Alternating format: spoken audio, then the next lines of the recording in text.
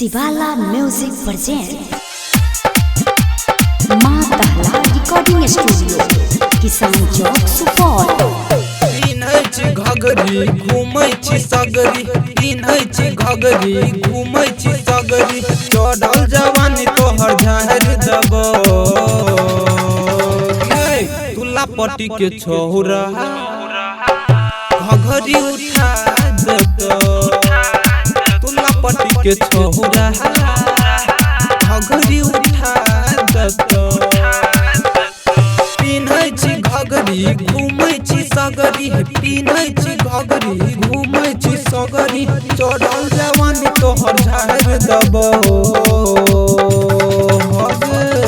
तुला पट्टी के छोरा घगरी उठा देतो, तुला पट्टी के छोरा घगरी उठा देतो। माँ दहला रिकॉर्डिंग स्टूडियो किसान चौक सुपौल। रहलो नहीं छोट गे छोटकी भ गेलो अनार गे, छोटे छोटे घगरी पहिर के लबही की तू जान गे।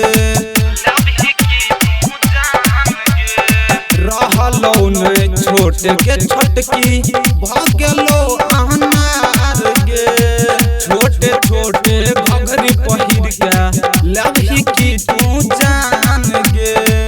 घगरी के साथ में एगो चोली देबो गे, तुला पट्टी के छोरा घगरी उठा देतो, तुला पट्टी के छोरा घगरी उठा देतो।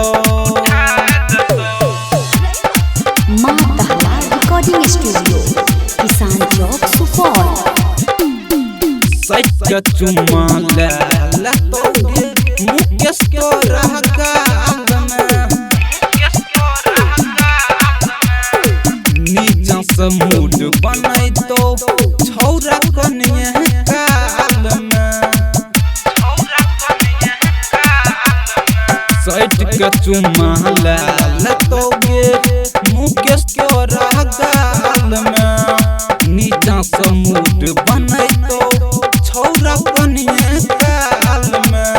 कुंदन कुनाल धक चढ़ जतो गे, तुला पट्टी के छोरा घगरी उठा देतो, तुला पट्टी के छोरा घगरी उठा देतो।